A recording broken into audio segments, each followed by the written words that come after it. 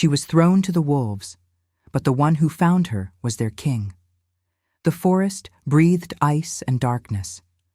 Ilara stumbled through snow that cut her bare feet like broken glass. Behind her, the torches of the crescent moon pack faded into memory. The ceremonial robe they'd dressed her in hung in tatters, white silk stained with shame and rejection. Omega filth, they'd called her, cursed blood. 23 winters, and her wolf had never emerged. The pack had tolerated her weakness until tonight, until the lunar ceremony, when her intended mate severed their bond before the assembled masses. Rejected. The word still echoed like a death knell. Now the forest claimed her. Ancient pines rose like cathedral pillars, their branches heavy with snow that glowed silver under the full moon. Somewhere in the distance, real wolves sang, the wild ones who'd never learned to wear human skin. Ilara's legs gave out near a frozen stream. She collapsed against gnarled oak roots, her breath coming in white clouds. The cold felt almost kind now. Numbing.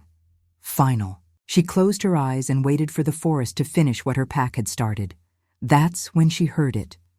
Not a howl, a whimper. Her eyes snapped open. 20 paces upstream, something massive dragged itself through the snow. Moonlight caught on dark fur, matted with blood, on eyes that burned gold even in agony. A wolf, but not wild. The creature collapsed at the water's edge, steam rising from wounds carved through muscle. Its breathing rattled like chains. Even dying, it radiated power that made Ilara's absent wolf stir for the first time in her life. She should run. Wounded predators were most dangerous. Instead, she crawled toward it. "I know," she whispered, her voice raw. "I know what it feels like to bleed alone." The wolf's eye fixed on her. Just one. The other sealed by a vicious gash. Intelligence flickered in that golden gaze. Recognition, not of her face, but of something deeper. Kindred suffering. Ilara's hands moved without permission, tearing strips from her ruined robe. She soaked the fabric in freezing water and pressed it against the worst wound, a savage tear across the wolf's shoulder that leaked black blood onto pristine snow. The creature flinched but didn't attack. "Who did this to you?" she murmured, working with careful hands. "What kind of monster hunts something like you?" The wolf's breath hitched. Then, impossibly, it began to change. Bones cracked and reformed. Fur receded into skin. The massive frame compressed into something human. Ilara scrambled backward as the transformation completed, leaving a man collapsed where the wolf had been. Not just any man. Even bleeding, even broken, power rolled off him in waves. Scars mapped his torso like a history of violence. Dark hair fell across a face carved from northern stone, and on his left shoulder, half hidden by blood, a mark that made Ilara's heart stop. The king's seal, 3 wolves circling a crown of thorns. "No," she breathed. "You're dying," he rasped, his voice like gravel and smoke. "They poisoned the blade." His eyes, still burning gold, found hers. "Run, little Omega, before I—" He never finished. His body convulsed once, then went still. Ilara knelt in the snow beside the fallen Alpha King and felt something crack open inside her chest. Not her wolf, something older. The moon pulsed overhead, and for the first time in her life, Ilara heard the goddess whisper, "Heal him." "I can't," she said to the indifferent stars. "I'm broken. I'm nothing. You are mine, and you will save him." Her hands began to glow. Silver fire traced up Ilara's arms like living ink, pooling in her palms with heat that felt like coming home. She stared at her own hands in shock, watching symbols flicker across her skin. Ancient script that belonged to the first children of the moon. The Alpha King's breathing had stopped. Panic overrode wonder. Ilara pressed her glowing hands against the worst wound and felt something surge through her. power that had been sleeping her entire life, waiting for this moment. The black blood hissed. Steam rose where silver light met corruption. The king's body arched, and then the poison began to recede. Alara didn't know what she was doing. She only knew she couldn't stop. Her hands moved of their own accord, finding each wound, drawing out the venom like thorns from flesh. When the light finally faded, she collapsed beside him, shaking with exhaustion. The king's chest rose, fell, rose again. He lived. Ilara's vision swam. She'd used something vital, burned through reserves she didn't know she possessed. The cold rushed back in, twice as vicious. Fair enough. Better than dying alone with nothing but rejection in her heart. She closed her eyes and let the snow embrace her. Warmth. That was her first confused thought upon waking. Warmth, and the scent of pine smoke and fur and frost. Ilara's eyes fluttered open to find herself wrapped in a massive cloak, lying before a fire beneath a sheltered overhang. Dawn approached in shades of purple, and watching her from across the flames sat the Alpha King. He'd cleaned the blood away. The wounds she'd healed showed only as fresh scars against bronze skin.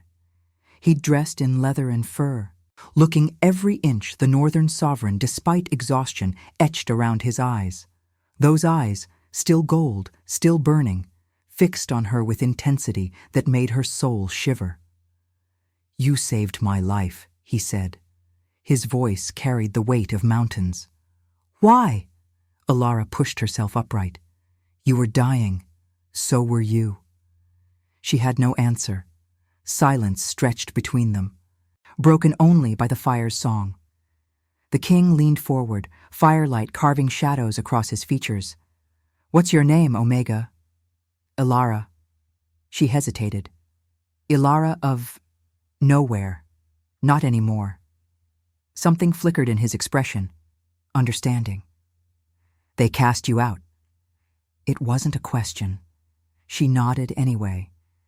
"And yet you possess pathfinding magic." He gestured to his healed shoulder, the rarest gift the goddess bestows, power that can't be taught or learned, only inherited through bloodlines extinct for 300 years. "I don't possess anything," Alara whispered. "I'm broken. I have no wolf." "You're a myth made flesh." The king's voice softened. "And you wasted that gift on me, a stranger, a dying predator who could have killed you." "Would you have?" The question hung in frigid air. The king studied her, and Alara saw something beneath the power. Exhaustion, ancient weariness, the weight of crowns forged in blood. "No," he said finally. "But you couldn't have known that. I knew enough." Alara pulled the cloak tighter. "I knew what betrayal looks like. The wolf that attacked you. It wasn't wild, was it?" His jaw tightened. "My cousin." Silver blade dipped in nightshade and wolfsbane. "He waited until the new moon, when my strength wanes." A bitter smile. "He would have succeeded if not for you." "Why?" "Because I showed mercy when he wanted war. Because I freed 3 packs from blood debt when he wanted chains." The king's hands curled into fists. "Because I'm trying to drag our kind into an age where strength doesn't mean slaughter. And that makes me weak in his eyes." Alara recognized the pain in those words, the isolation of being different. "What's your name?" she asked softly. He met her gaze. "Kieran Wolfsbane, King of the Northern Reach, though that title feels hollow tonight. Because you're hiding in a cave instead of your throne room? Because the Omega my people would murder on sight saved my life, while my own blood tried to end it." Kieran's voice carried something broken. "What does that say about the world I rule?" The fire crackled between them. "It says," Alara murmured, "that mercy isn't weakness. It's the hardest form of strength." Kieran stared at her like she'd spoken prophecy. Then he rose and moved to the cave entrance, his broad back silhouetted against purple sky. "When the sun rises," he said quietly, My wolves will find me. They'll want to know who healed me. What I should do with the Omega who possesses pathfinding magic. Alara's chest tightened. And what will you tell them? Kieran's smile was sad. That depends. Will you run when you see them coming? I have nowhere else to go. You have everywhere else to go now. He turned fully. You're a pathfinder, Alara. You could vanish into legend, live free, never bow to another pack again. It should have sounded like paradise. Instead, it sounded like loneliness. Or, she whispered. Kieran's golden eyes caught the first ray of dawn. Or you let me repay the debt. Come north. Let me give you the crown's protection, and in return, help me figure out if mercy can actually survive in a world built on fangs. Before Alara could answer, a howl split the dawn. Then another. Then 10 more. The royal wolves had found their king. Kieran's expression shifted. He extended his hand toward Alara. Choose quickly. In 30 seconds, 7 wolves who've spent all night tracking their dying king will crest that ridge, and they'll want blood. Alara looked at his offered hand. At the cave entrance, where shadows moved, at the man who'd asked why instead of how. She took his hand. His fingers closed around hers, warm, steady, anchored. Kieran pulled her upright just as the first wolf appeared. It was massive, silver gray with winter storm eyes. It took one look at Alara, snarled, and lunged. Kieran moved faster. He stepped between them. Stand down. The wolf froze mid-leap. 6 more appeared, flanking the entrance. These weren't pack wolves. These were legends, warriors sworn to protect the crown until death. And they all stared at Alara like she was prey. This Omega saved my life, Kieran said. She possesses pathfinding magic. She is under my protection. Anyone who challenges that challenges me. The lead wolf shifted until a woman stood in its place, tall, scarred with gray braids and murder in her eyes. My king, you're wounded. This Omega healed me, Astrid. Kieran's voice held steel. I would be dead if not for her. Astrid's gaze flicked to Alara, reassessing. A pathfinder. The bloodline was extinct. Apparently not.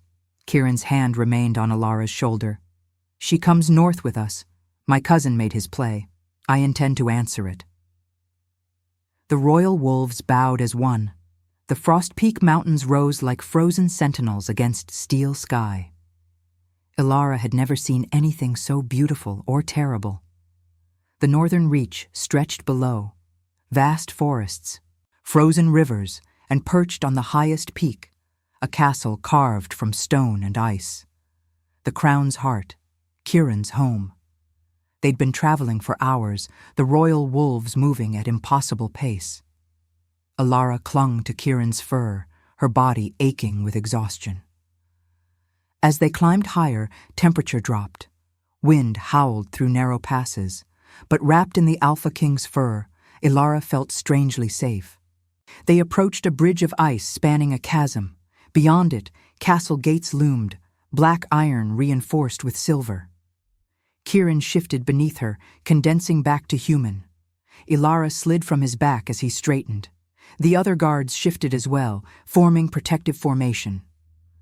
Astrid stepped forward. My king! The council will demand later. Kieran's tone left no argument. He turned to Alara. Stay close. The court will be difficult. Difficult? Astrid's laugh was harsh. Half-backed, Marcus. They wanted you dead. This Omega walks into vipers. Then they'll learn what happens when vipers bite their king. The gates opened with ancient metal groans. Beyond, a courtyard spread. Black stone slick with ice, torches burning blue, and everywhere, wolves. Dozens turning to stare. The silence was suffocating. Kieran strode forward. I'm told some celebrated my death, drank wine while my blood soaked the snow. He paused. Show yourselves. Step forward now. No one moved. Cowards, Astrid spat. A door slammed open. A man emerged, tall, handsome in a cruel way. Same dark hair as Kieran, but ice-chip eyes. Blood stained his fine clothes. "Cousin," Marcus said, his smile sharp, "the forest failed to keep you." Kieran's expression could have frozen the sun. "Did you believe Nightshade would be enough?" "I believed you'd grown soft." Marcus descended steps, gaze flicking to Alara with contempt. "And it seems I was right. You return with an Omega, a broken one. I smell the absence of her wolf." Murmurs rippled through the crowd. Alara felt their judgment like blows. "This Omega," Kieran said dangerously, "possesses pathfinding magic. She healed wounds that should have killed me. She saved the king you tried to murder." The courtyard went deathly silent. Marcus's smile faltered. "Pathfinding magic is extinct. You're lying." "Then let her prove it." The voice came from the crowd, an elderly woman, bent with age, leaning on twisted oak staff. She moved forward carefully. Her milky eyes somehow still saw everything. "Grandmother Moira," Kieran said, respect warming his tone. "I've lived through 7 kings, boy." The old woman's laugh was dry. "I know theatrical nonsense." She turned clouded eyes toward Alara. "Come here, child." Alara approached on trembling legs, aware of every eye tracking her. Grandmother Moira grasped Alara's wrist. "Show me." "I don't know how," Alara whispered. "Then let it happen again. The goddess doesn't make mistakes. Trust that." Alara closed her eyes, searched for silver fire, found only emptiness. "She's a fraud," Marcus called. "A desperate Omega." Silver light exploded from Alara's hands. Wild, raw, untamed, ancient magic responding to desperation. Light spiraled up her arms, painting symbols in air that no living wolf could read but all recognized. The mark of first children, the goddess's seal. Grandmother Moira gasped. Her eyes cleared. "Blessed moon, she's not just a pathfinder, she's moonborn." The courtyard erupted. Wolves shifted in agitation. Voices rose in shock. Alara collapsed. Kieran caught her. "Enough," he commanded. Silence fell. "This Omega is under my protection. She will have rooms in the East Tower, guards, anything she requires. Anyone who harms her answers to me personally." His golden eyes found Marcus.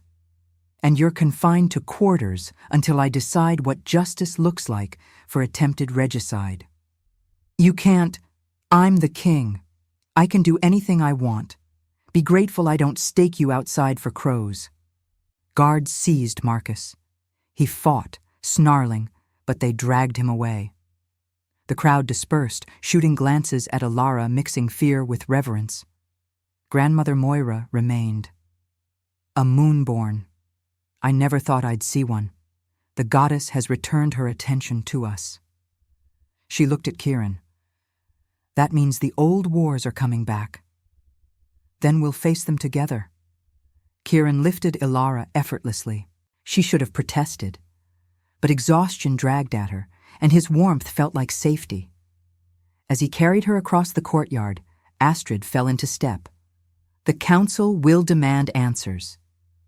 My plans are to keep her alive, to understand what the goddess is telling us, and to figure out why fate decided a broken Omega and a failed king needed each other."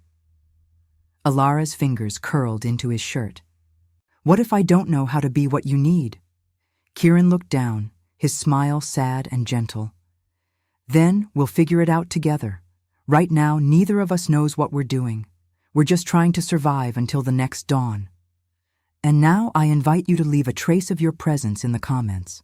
Tell us where in the world you're watching from, and the exact hour you hear this story.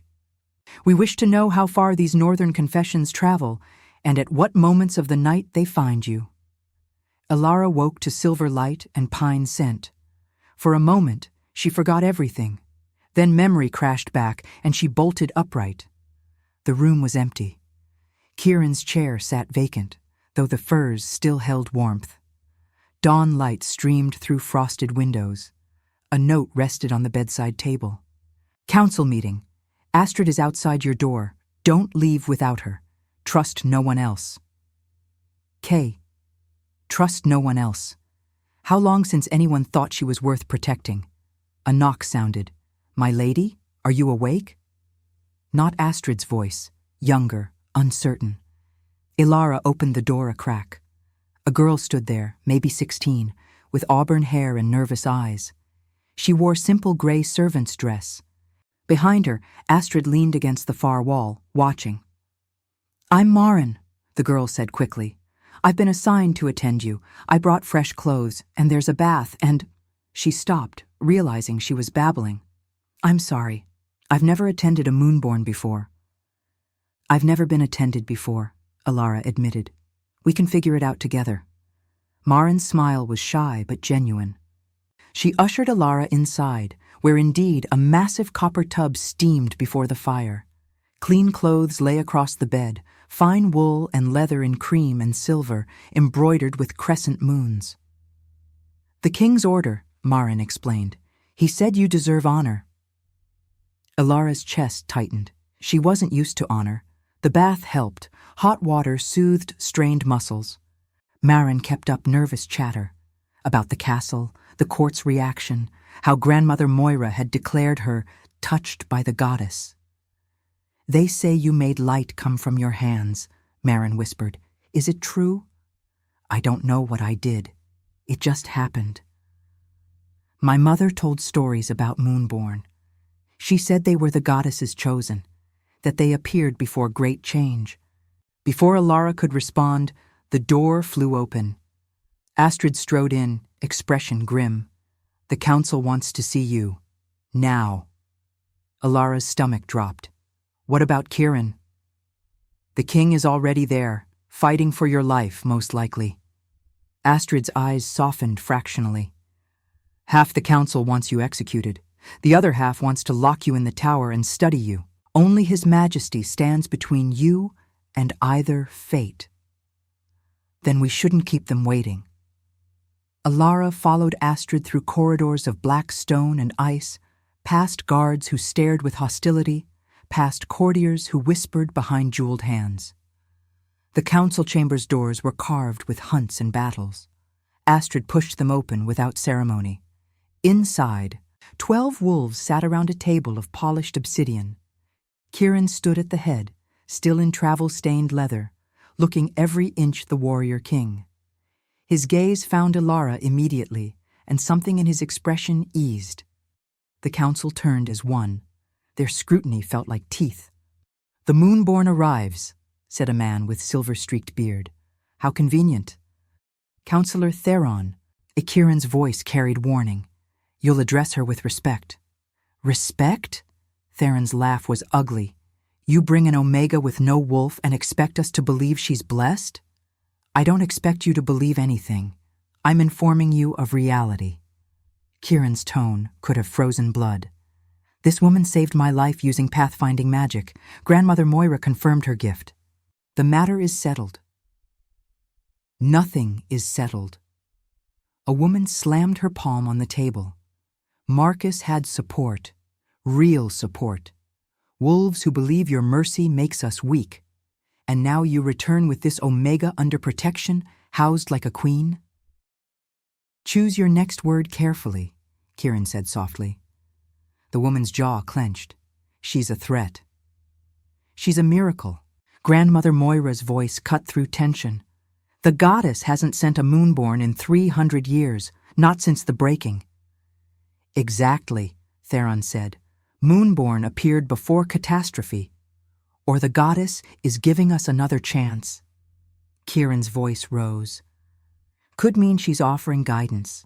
But you've decided it's a curse because admitting she chose an Omega would shatter your precious hierarchy. Silence fell like stone. Ilara found her voice. May I speak? All eyes turned. She felt their judgment, their fear, their hatred, forced herself to stand straight. I don't know why the goddess gave me this gift.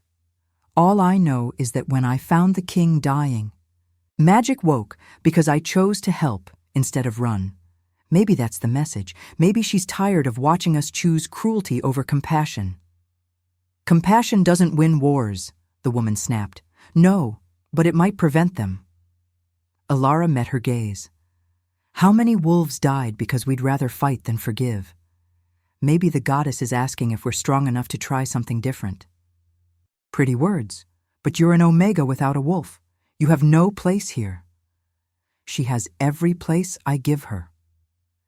Kieran's power filled the room. And I'm done asking approval. Alara stays. Anyone who challenges this challenges me directly. No one moved. Thought not. He took Alara's arm. We're finished here. They swept from the room. Once doors closed, Kieran's posture eased. I'm sorry, he said.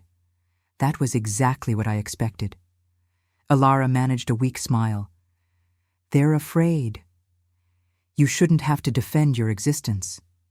I've been doing it my whole life.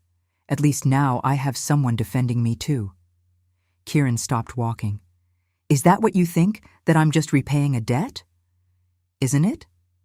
No. His voice dropped. It stopped being about debt the moment I saw you collapsed in snow, having burned yourself out to save a stranger. He reached out, gently brushing hair from her face. You make me believe my choices weren't wrong. That's worth more than any magic. Alara's heart thundered. She was very aware of how close he stood, of the heat radiating from him, of how his eyes held hers like she was precious.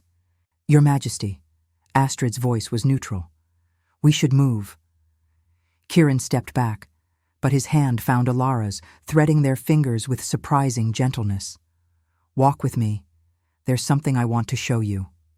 He led her through the castle, up winding stairs, until they emerged onto a tower balcony overlooking the entire northern reach.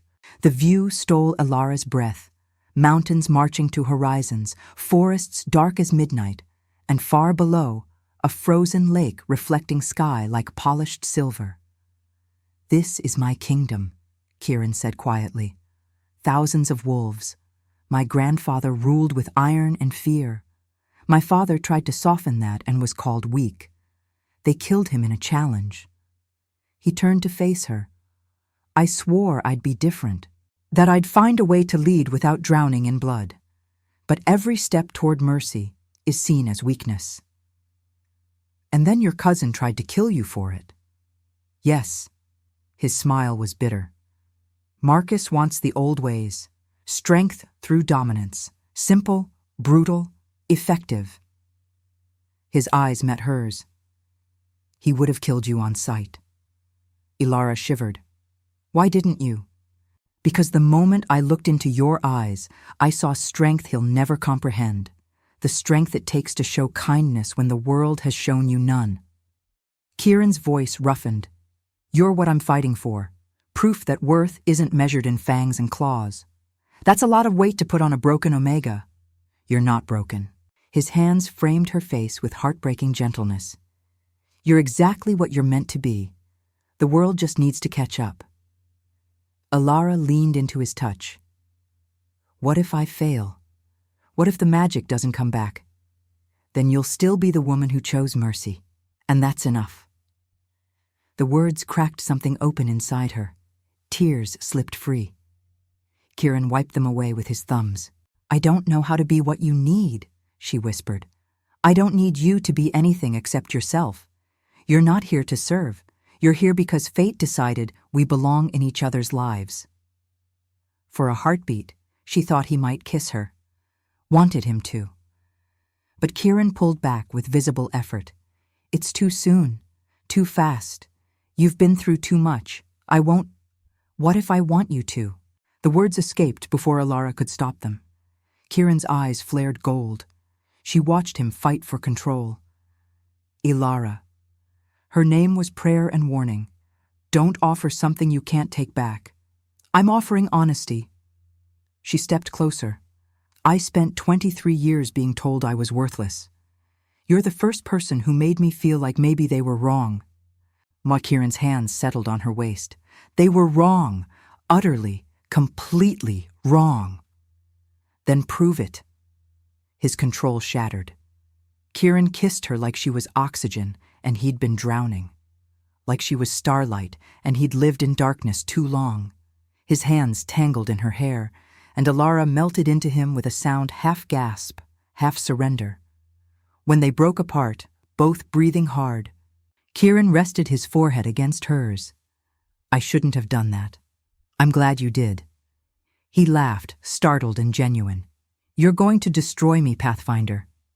"Is that a complaint?" "No, it's a revelation." Astrid cleared her throat from the doorway. "Hate to interrupt, but we have a situation." Kieran's demeanor shifted from man to king in a heartbeat. "What kind?" "Marcus escaped, took 12 guards with him." Astrid's expression was grim. "He's headed for the Eastern Pax, the ones who supported his coup." Kieran's jaw clenched. "How long ago?" 2 hours. He killed guards loyal to you, staged it to look like they were still at posts." "Clever." Kieran's voice was ice. "He'll rally support, make his case that I'm weak. If he reaches the Eastern Pax, if he convinces them—" Astrid's tone turned urgent. "We're looking at civil war." Alara felt the weight settle like stones. Civil war. Because she existed. Because Kieran showed her mercy. "This is my fault," she whispered. "No." Kieran's voice cracked like a whip. "This is Marcus's choice, his ambition." He turned to Astrid. "How many can we muster?" "Royal Guard, Western Pax, maybe half the neutrals. 300 wolves who will stand with you. Another 200 who might." "And Marcus? If he gets the Eastern Pax committed? 4, maybe 500? Astrid's eyes were hard. "This isn't a fight we can win through strength alone." "Then we don't fight. We outmaneuver him." "How?" Kieran looked at Alara. "The Eastern Pax respect power and tradition. Marcus will argue I've abandoned both. But what if I prove the goddess herself chose this path?" "You want to use me," Alara said slowly, "as proof of divine will. I want to give you a choice. You could stay here. Safe. Let me handle this." "And let wolves die because I was too afraid?" Alara shook her head. "No. If the goddess gave me this gift for a reason, maybe this is it." Astrid studied her with new respect. "You realize if this goes wrong, you'll be the first one they kill?" "If this goes wrong, we'll all be dead anyway." Alara met Kieran's gaze. "What do you need me to do?" Kieran's smile was fierce and proud. "Be yourself. Show them the magic. Make them understand the goddess hasn't abandoned us." "That's asking a lot from one rejected Omega." "I know." His hand found hers. "But I've seen what you're capable of when you choose courage over fear. And I think you're stronger than you know." Alara looked out over the frozen kingdom, felt the phantom stir of her absent wolf, the silver fire waiting beneath her skin. "When do we leave?" "Dawn. We ride for Frostmarch, neutral territory where the Eastern Pax gather. If we reach them before Marcus poisons their minds, we might prevent a war. And if we can't?" His eyes held hers unflinching. "Then we fight, and we prove that mercy doesn't mean weakness." As the sun descended, painting snow in blood and amber, Alara felt destiny settling onto her shoulders. Tomorrow they would ride toward uncertain war. Tonight she stood beside an alpha king who believed she was worth saving. It would have to be enough. The night before battle tasted like ash and starlight. Alara stood in her tower, watching preparations unfold below. Wolves moved with military precision, packing supplies, sharpening weapons, checking armor. The Royal Guard drilled in formation, movements synchronized and deadly. Somewhere in that organized chaos, Kieran commanded his forces, preparing to gamble his kingdom on hope that mercy could win against brutality. A knock. Marin entered, carrying a bundle in dark cloth. The king sent this for tomorrow. Alara unwrapped it to find traveling clothes, leather reinforced with steel plates, a cloak lined with wolf fur, boots made for running through snow, and beneath it all, a dagger with moonstone set in the hilt. "He said to tell you he hopes you never need it." Marin's voice trembled. "But if you do, aim for the throat." Ilara's fingers traced the blade's edge. "You're afraid." "Everyone's afraid." Marin sat on the bed. War is coming, real war, pack against pack. She looked up with young eyes that had seen too much. "My father died in the last civil war, before King Kirin, before he started trying to change things." "Do you think he's wrong to try?" Marin was quiet for a long moment. "I think he's the first king who ever asked what I thought instead of demanding obedience. Who cared whether servants had enough to eat, whether omegas were safe, whether the weak had value." She met Ilara's gaze. "So no, I think he's terrifying every wolf who's built power on cruelty." Another knock. Grandmother Moira entered, moving with careful deliberation. "Leave us, child," she said to Marin, not unkindly. When they were alone, the old woman settled into a chair with a sigh carrying weight of ages. Her clouded eyes studied Ilara. "You're afraid," she said, not a question. "Yes." "Good. Fear keeps you sharp. Terror will kill you."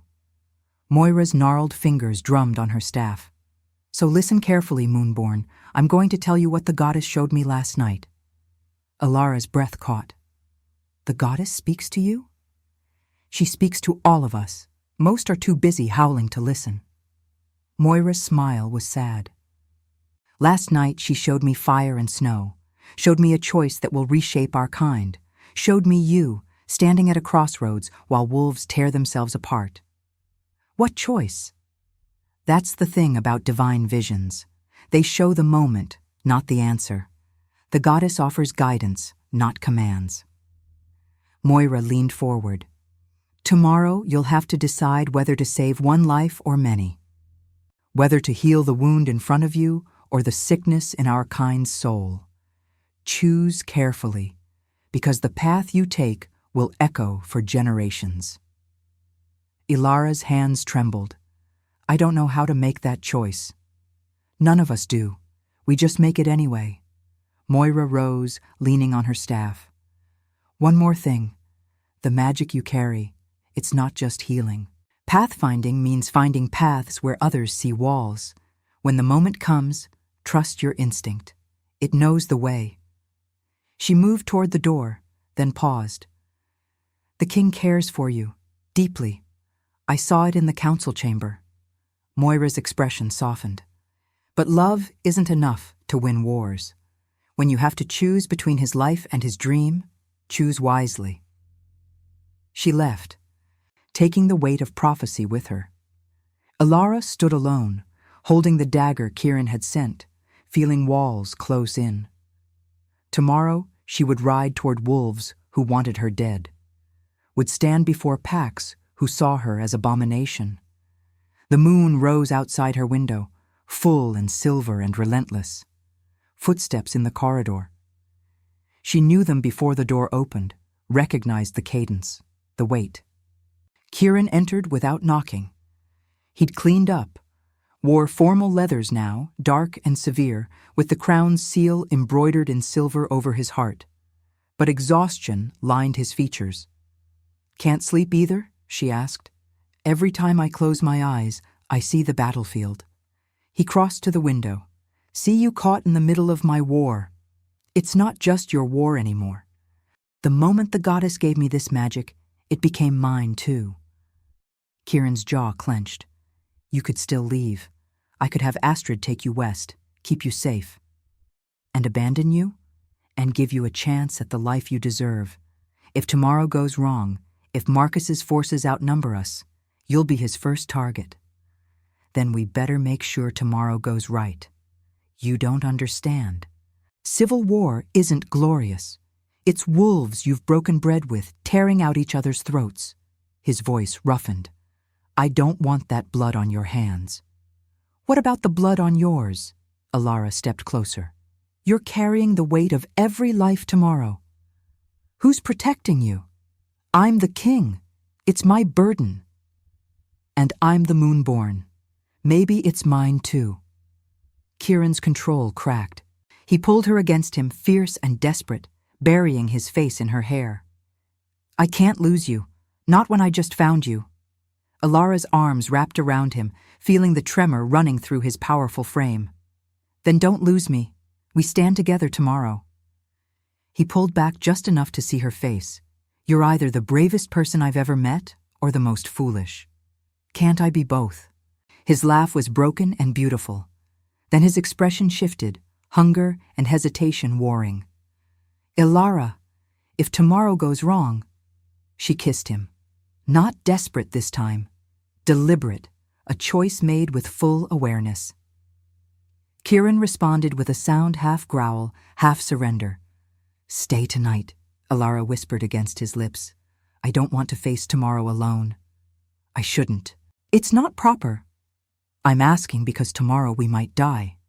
And I don't want the last night of my life to be spent alone, wondering what it would have felt like to be held by someone who sees my worth. Kieran's eyes closed. You deserve better than a king who might be dead by sunset. I deserve a choice, and I choose you.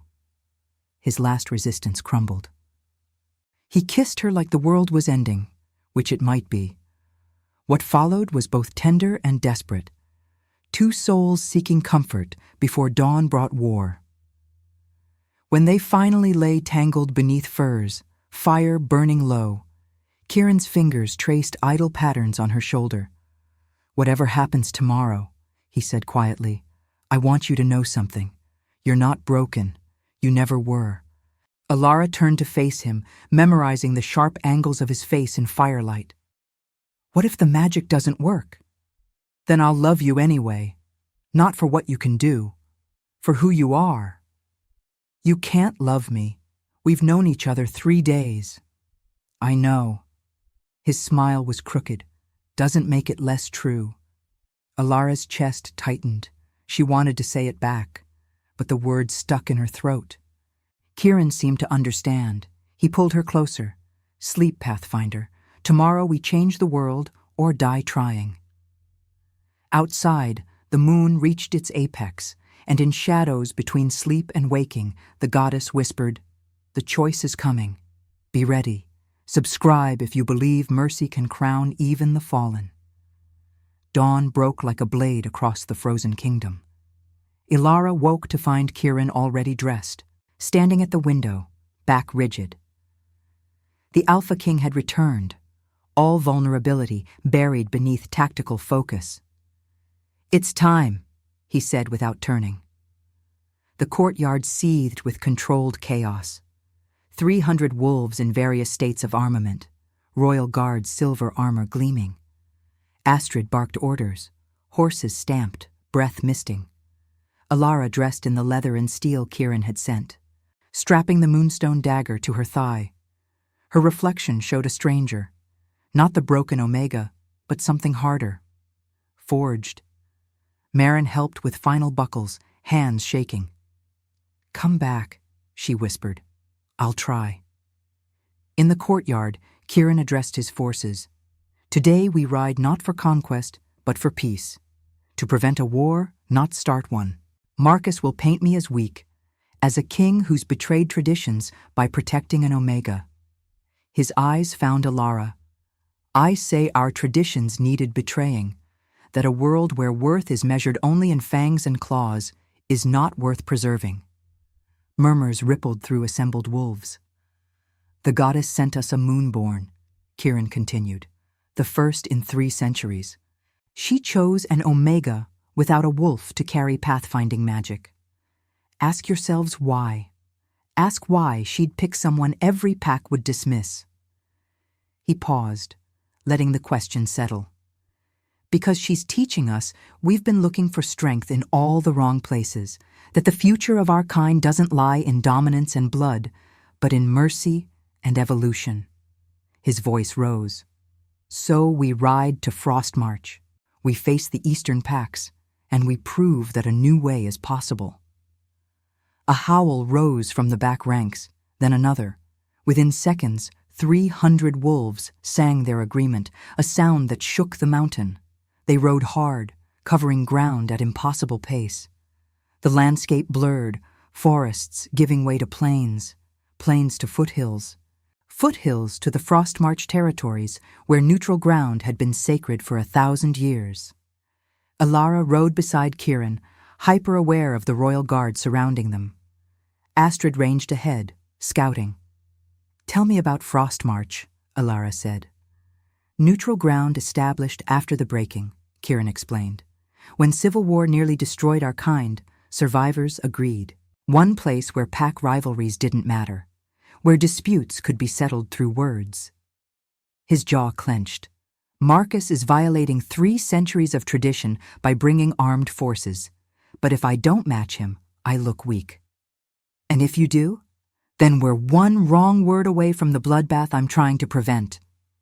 They crested a ridge as the sun reached its apex. Below, the Frostmarch spread like a frozen amphitheater, a natural bowl ringed by standing stones older than memory. And filling that bowl, wolves, hundreds of them. Marcus's forces on one side, banners bearing his sigil, a wolf rampant, jaws open in eternal snarl. The eastern packs clustered around him. On the other side, smaller delegations from western territories, neutral parties. And in the center, on the sacred stone platform where challenges were meant to be issued, Marcus himself. He stood in human form, dressed in ceremonial armor, looking every inch the warrior king Kieran refused to be. Even from distance, Elara could see his smile, sharp and cruel and certain of victory. "He's already claimed the platform," Astrid snarled. "Violation of protocol. He's forcing your hand. If you don't challenge him publicly, the Eastern Pacts will see it as surrender." Kieran's hands tightened on his reins. "Then I'll give them a challenge, but not the one he expects." He dismounted in one fluid motion. The royal guard formed up behind him, 300 wolves ready to die on his command. Kieran strode down the slope toward the Frostmarch. Elara followed, heart hammering. They entered the bowl to absolute silence. Every eye tracked their movement. Elara felt the weight of judgment, the hostility radiating from Eastern Pacts, the uncertainty from neutrals. Marcus waited on the platform, smile widening. "Cousin, how kind of you to join us. I was beginning to think you'd forfeited." "The only thing I'm forfeiting is patience with your treason," Kieran's voice carried to every corner. "You tried to murder me. You violated your oath to the crown. You've brought armed forces to sacred ground. Give me one reason I shouldn't have you executed where you stand." "Because you can't." Marcus spread his arms. "Look around. Count the fangs. 400 wolves who believe your mercy has made us weak, who see you protecting that broken Omega as proof you've abandoned our ways." His eyes found Elara, filled with contempt. "She has no wolf, no value. Yet you've elevated her above wolves who've served faithfully. Why?" "Because the goddess chose her."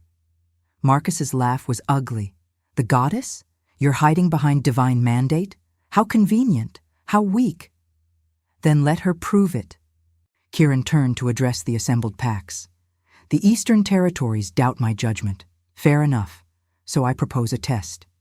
Silence, waiting. "Combat," Marcus said eagerly. "Single combat. You and me. The winner takes the crown." "No." Kieran's voice cut like winter wind. "Because that proves nothing except who's better at violence. I propose we let the goddess decide through her moonborn." Every eye turned to Elara.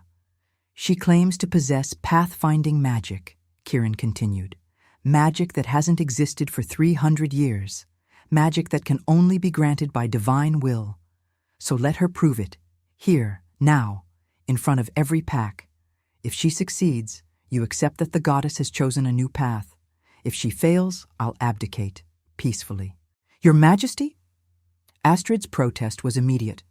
Kieran silenced her with a look. "Do you accept, Marcus?"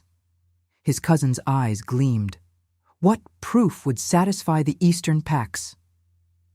A wolf stepped forward from the eastern ranks, massive, gray-furred, with scars speaking of decades of battle.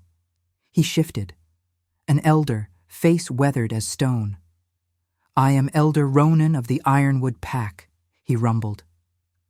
"I lost my mate in the last civil war, lost my sons fighting wolves who should have been brothers. I came here today because Marcus promised strength." He moved toward the platform with careful gait. "But I'm also old enough to remember the Moonborn, old enough to have heard the stories." His eyes found Alara. "If you truly carry pathfinding magic, prove it. Heal my wolf." Alara's breath stopped. "I don't understand." "I'm dying," Ronan said simply. "Silver poisoning from a wound taken 50 years ago. It's been eating me from inside, killing my wolf slowly. No healer has been able to touch it." He climbed onto the platform. "If your magic is real, if the goddess truly sent you, you can heal what 3 generations of healers couldn't. Do that, and I'll kneel to your king. I'll bring the Ironwood Pack into alliance with the crown." "And if she fails?" Marcus pressed. "Then she's a fraud. Your mercy is weakness, and the old ways were right." Ronan's gaze held Ilara's. "So, Moonborn, prove the goddess hasn't abandoned us." Ilara felt every eye boring into her, felt the weight of kingdoms resting on her shoulders, felt the phantom stir of magic that might not answer. Kieran's hand found hers briefly. "You don't have to do this." "No." Ilara's voice was steadier than she felt. "This is why she sent me." She stepped onto the platform. Ronan waited, expression unreadable. Up close, she could see the gray tinge to his skin, the labored breathing, could smell the corruption eating him alive. "Where's the wound?" He pulled aside his shirt, revealing a scar over his heart. "Blessed silver blade, went deep. The healers closed it, but the poison stayed. It's been spreading for 50 years. Alara placed her hands over the scar, felt nothing, no heat, no silver fire, just cold reality of her inadequacy. The crowd began to murmur. Marcus's smile widened. "I knew it," someone shouted. "She's a fraud!" Panic clawed at Alara's throat. She closed her eyes, searching desperately for the magic, found only silence. "Please," she prayed. "Please, I need your help. Not for me, for him, for all of them. Show them you haven't abandoned." Silver light exploded, not from her hands, from her entire body. It poured from her skin like liquid moonlight, wrapping around Ronan in cocoons of ancient magic. The old wolf gasped, back arching, and Alara saw it, not with eyes, but with something deeper. The pathfinding magic showing her what was broken, where the corruption lived, how to unravel 50 years of slow death. Her hands moved of their own accord. Silver fire sank into Ronan's chest, seeking the poisoned core. The wound resisted, silver fighting silver. "Fight me," Alara growled, "and I'll burn you to ash." The poison shattered. Ronan screamed. Black blood erupted from the ancient scar, decades of venom bleeding out in seconds. The magic cauterized as it cleansed. When the light faded, Alara collapsed, and Ronan stood whole for the first time in 50 years. The old wolf stared at his chest in wonder, drew a breath that didn't rattle, felt his wolf stirring with forgotten strength. His eyes filled with tears. "Blessed goddess," he whispered, "I can feel her, my mate, in the next life. I can—" He fell to his knees before Alara. "Moonborn, goddess chosen, I was wrong. We were all wrong." Behind him, the Ironwood Pack knelt as one. Then the wolves beside them, then more. Within minutes, half the eastern forces knelt in the snow. Marcus's face twisted with rage. "No, this proves nothing. She's just a healer." "The proof," Ronan said, voice carrying absolute conviction, "is that for 50 years, 300 healers tried and failed.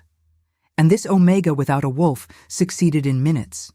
If that's not divine will, then the goddess has never spoken." He turned to Kieran, still kneeling. I pledge the Ironwood Pact to your crown, your majesty. We will stand with you, because the goddess just showed us it's possible. The eastern wolves who'd knelt echoed the oath. Their howls shook the mountains. Marcus stared at his evaporating support with something close to madness. No, no, trial by combat, Kieran. Face me like a real king. Why? Kieran's voice was tired but triumphant. You've already lost. More than half your forces just swore to me. He gestured to the kneeling wolves. The goddess has spoken. Will you accept her judgment or die refusing? For a heartbeat, Alara thought Marcus might surrender. Then he shifted, faster than thought. Pure fury given wolf form, and lunged for Alara's throat. Kieran moved faster. The impact was seismic. Two massive wolves colliding mid-air, fangs and claws seeking vital flesh. They hit the ground in a tangle of violence. The frost march exploded into chaos. Wolves from both sides surged forward. The royal guard formed a shield around Alara. Steel rang. Howls split the air. Alara struggled to her feet, still weak from healing, and watched in horror as Kieran and Marcus tore into each other with savage fury. This wasn't a challenge fight. This was murder. Marcus fought with desperation. Kieran fought with cold precision. Blood stained the snow. Both wolves bore wounds that would kill lesser creatures. Alara felt the magic stir again, weaker now, guttering like a candle in wind. She could heal Kieran, could tip the balance, one life or many. Grandmother Moira's words echoed, the choice. If she intervened, Marcus's remaining supporters would claim divine favoritism, would say the Moonborn chose sides, making her power political instead of sacred. The fragile peace she'd just built would shatter, but if she didn't, Kieran might die. The wolves circled, both bleeding, both exhausted. Marcus lunged. Kieran dodged, but not fast enough. Fangs sank into his shoulder. Alara's hands began to glow. Choose. She looked at the assembled packs, at the wolves who'd just knelt, at the fragile coalition that could prevent thousands of deaths, at Kieran fighting for his life, and made the hardest choice of her existence. She let the magic die. Kieran stumbled. Marcus pressed his advantage, going for the throat. The royal guard surged forward, but they'd never reach him in time. Then Ronan moved. The old wolf, healed, whole, stronger than he'd been in decades, shifted and slammed into Marcus with the force of an avalanche. They rolled across the platform, Ronan's jaws clamping around Marcus's throat. Enough, Ronan snarled. Yield or die, traitor! Marcus thrashed. Ronan's jaws tightened. Blood flowed. Yield! Marcus went limp. Submission. Ronan released him, stepping back. Marcus lay bleeding in the snow, defeated not by the king he'd tried to kill, but by an Omega's miracle. Kieran shifted back to human, breathing hard, blood streaming from wounds. His eyes found Alara across the platform, and she saw the question. Why didn't you heal me? Later. They'd discuss it later. It's over, Kieran announced. Marcus challenged the crown and lost. His remaining supporters have one chance. Swear loyalty now, or be exiled as traitors. One by one, the eastern wolves who'd held back knelt. The civil war ended not with slaughter, but submission. Astrid's voice cut through the settling chaos. What about him? Kieran looked at his cousin with something that might have been pity. Exile, beyond packlands, stripped of name and rank. He lives, but as Omega, outside the hierarchy he worshipped. His eyes hardened. And if he ever returns, the sentence is death. Guards dragged Marcus away, his protests fading. The frost march fell silent. Wolves from every territory stared at Kieran and Alara, waiting. Kieran crossed to where Alara stood, still shaking from the choice she'd made. His hand cupped her face gently, despite the blood coating his fingers. Why? He asked quietly, for her ears only. Because you taught me that some things are worth more than one life, she whispered. Even yours. His smile was devastating. I'm going to spend the rest of my life proving you made the right choice. He turned to address the assembled packs one final time. Today, the goddess showed us a new path, showed us that strength and mercy aren't enemies, that worth isn't measured only in fangs, that evolution is possible. He raised his voice. So I make this oath before every wolf here.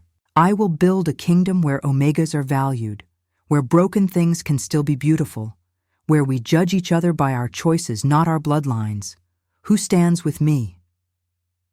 The howl that answered could be heard across the entire northern reach. The journey back to the crown's heart took 3 days. 3 days of Kieran riding beside her, their wolves, his real, hers phantom, recognizing something that transcended pack bonds. 3 days of Eastern territories, sending delegations to swear loyalty. 3 days of Ilara learning what it meant to be revered instead of rejected. She hated it. You're brooding, Kieran observed on the second night, as they made camp. Ilara poked at the fire. I'm thinking. About how I spent 23 years being told I was worthless. And now wolves bow when I pass, leave offerings, whisper prayers like I'm some kind of saint. She met his eyes. I'm still the same broken omega. The magic didn't fix what's missing. Kieran settled beside her, close enough that their shoulders touched. You're not broken. You never were. You just didn't fit their narrow definition of valuable. My wolf never emerged. That's fact. So? His voice carried genuine confusion. Your value doesn't come from being able to shift. It comes from who you are, how you choose. He gestured to the camp. You ended a civil war today without spilling blood. Healed a wound 300 wolves couldn't touch. That's power no wolf form could match. Ilara wanted to believe him, but decades of rejection had carved scars deeper than any blade. What happens when we get back? She asked instead. Kieran's expression turned serious. We rebuild. We show the kingdom that the path we started at Frostmarch is possible. We create structures where omegas have voice, where the weak are protected. He paused. And you become the symbol of that change. I don't want to be a symbol. I just want to be, what? Normal? His smile was gentle. Ilara, you saved my life using extinct magic. You healed a wound that killed its victim across decades. You're moonborn. Normal was never your path. Then what is? That's up to you. Kieran's hand found hers. You could stay at the castle, live in comfort, or you could embrace what you are. Travel to packs that need healing. Teach them what you showed the Eastern territories. Become the bridge between the old world and the new. Ilara's chest tightened. You're asking me to leave? I'm asking what you want. Not what I want, not what the kingdom needs. What does Ilara want? No one had ever asked her that before. She stared into the fire, watching flames dance, felt the phantom stir of her absent wolf, the magic humming beneath her skin, remembered standing on that platform, making the choice to let Kieran bleed rather than destroy the peace. I want to matter, she said finally. Not because of what I can do, but because of who I choose to be. I want to help wolves who feel as broken as I did, show them they're not worthless. She turned to face him. And I want you, not because you're a king, because you're the first person who ever made me feel like I was enough. Kieran's kiss was soft and certain. You've always been enough. The world just needed to catch up.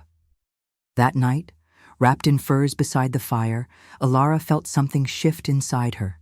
Not the magic, something deeper, the acceptance of her own worth. She'd spent her whole life running from what she wasn't. Maybe it was time to embrace what she was. They reached the crown's heart at sunset on the third day. The castle blazed with light. The entire household had turned out. Servants and nobles, warriors and healers, all greeting their returning king and his moonborn. Grandmother Moira waited at the gates.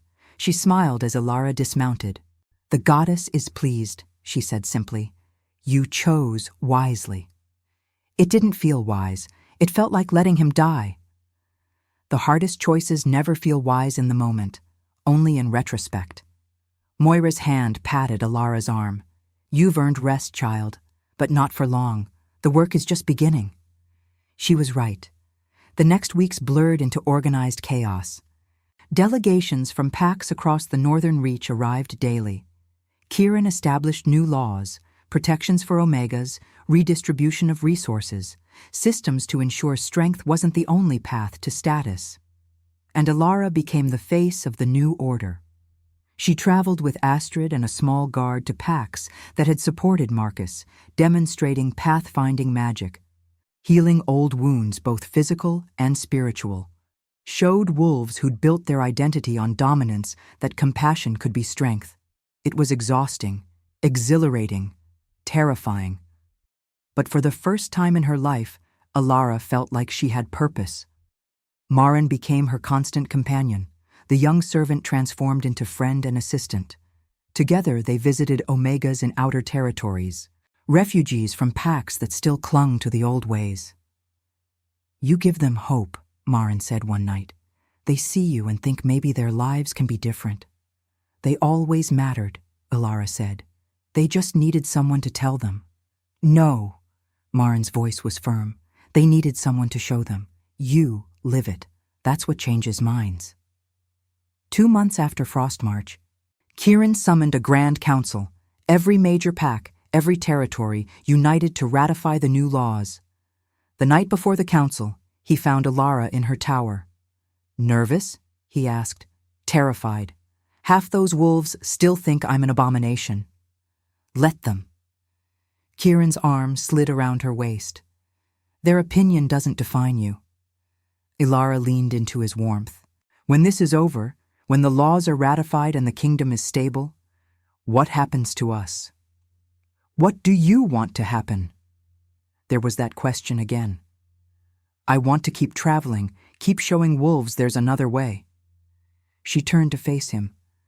"But I also want you. Want to know that at the end of each journey, I'm coming home to someone who sees me." Kieran's smile was radiant. "Then you'll have both. We'll build a kingdom where the Moonborn can be partner to the king, where you're not decoration or symbol, but equal. The council will accept what I tell them to accept, because I'm still the Alpha King." He dropped to one knee, producing a ring of twisted silver set with a moonstone that glowed with its own light. "Alara, Moonborn, Pathfinder, woman who saved my life and my kingdom. Will you stand beside me as we rebuild this world? Will you be my queen, my partner, my proof that the goddess has broader vision than our narrow hierarchies?" Tears blurred Alara's vision. "I don't know how to be a queen. Neither did I know how to be a king worth following. We learned together." His eyes held hers. "So learn this with me too." Alara took the ring, feeling its weight. This wasn't just about her and Kieran. This was about every Omega watching, every broken thing hoping for validation. "Yes," she whispered. "Yes." The kiss that followed tasted like destiny and defiance in equal measure. The Grand Council convened at dawn.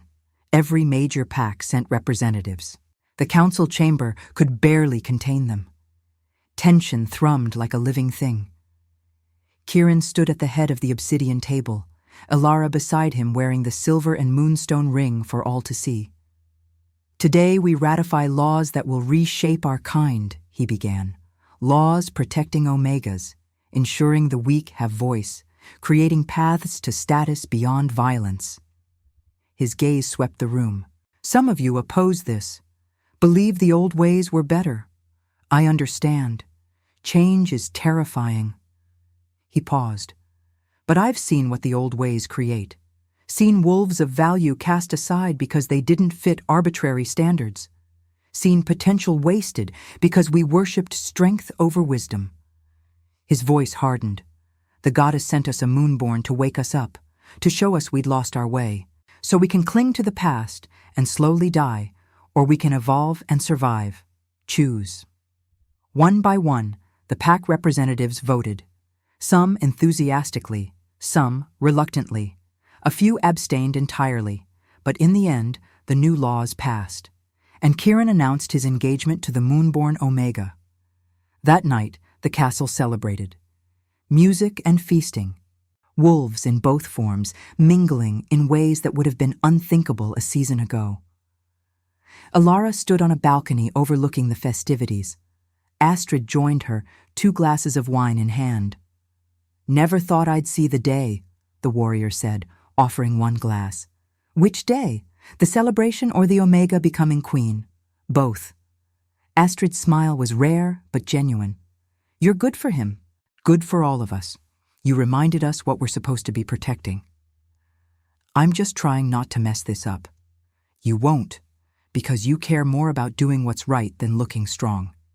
That's what makes you dangerous to the old order, what makes you perfect for the new one." Kirin found them minutes later, pulling Alara into a dance that required no music, just the rhythm of their hearts beating in sync. "Happy?" he murmured, terrified, excited, overwhelmed. Alara pulled back to see his face. "But yes, happy. Good." His smile was soft. "Because this is just the beginning. We've changed the laws. Now we have to change hearts. That's the harder work." "Then we do it together." "Together," he agreed. As they danced beneath the stars, Alara felt the goddess's presence, gentle, approving, patient. Felt the phantom stir of her absent wolf, no longer mourning what would never be but celebrating what was. She might never shift, might never run with the pack under the full moon, might always be different. But different, she was learning, wasn't the same as broken. It was just another path to the same destination, belonging. Spring came to the northern reach like a promise kept. Snow melted, ice retreated. And in the castle's great hall, before assembled packs from across the kingdom and beyond, Alara stood beside Kirin and spoke her vows. Not as servant to king, as equal to equal, as partner to partner, as moonborn to Alpha King. The ceremony was simple. No elaborate rituals, no blood oaths, just 2 souls choosing each other before the goddess and their people. When Kirin kissed her, sealing the bond, the assembled wolves howled their approval. Not the challenge howls of the old ways. Something new, something hopeful. A recognition that the world was changing, and they were changing with it. Later, much later, as the celebration continued below, Alara stood in their shared chambers, looking out over the kingdom that was now hers to protect as much as his. Kirin joined her, sliding his arms around her waist from behind. "Any regrets?" he asked softly. Alara leaned back into his warmth, feeling the steady beat of his heart against her spine. Felt the magic humming beneath her skin, the goddess's blessing. The weight of the crown she'd never wanted but had learned to wear. "No," she said. "No regrets." "Not even about the wolf you never had?" Alara turned in his arms, looking up at the man who'd seen her worth when no one else could. At the king who'd risked everything to prove that mercy wasn't weakness. "I spent my whole life mourning what I didn't have," she said. "Wishing I could be what everyone else wanted. It took being cast into a forest and finding a dying king to realize I was looking at it wrong." "How so?" "I don't need a wolf to be whole. I never did." She placed her hand over his heart. "The goddess gave me exactly what I needed, not fangs and claws, but the ability to see paths where others see walls, to heal what others think is broken, to show wolves who feel worthless that they matter." Her smile was soft. "And she gave me you, someone who believed I was enough before the magic ever manifested." Kirin's eyes shone. "You've always been enough, my queen. The rest of the world just needed to catch up." He kissed her then, soft and sweet and full of promise. And outside their window, the full moon rose over the northern reach, painting snow in silver light.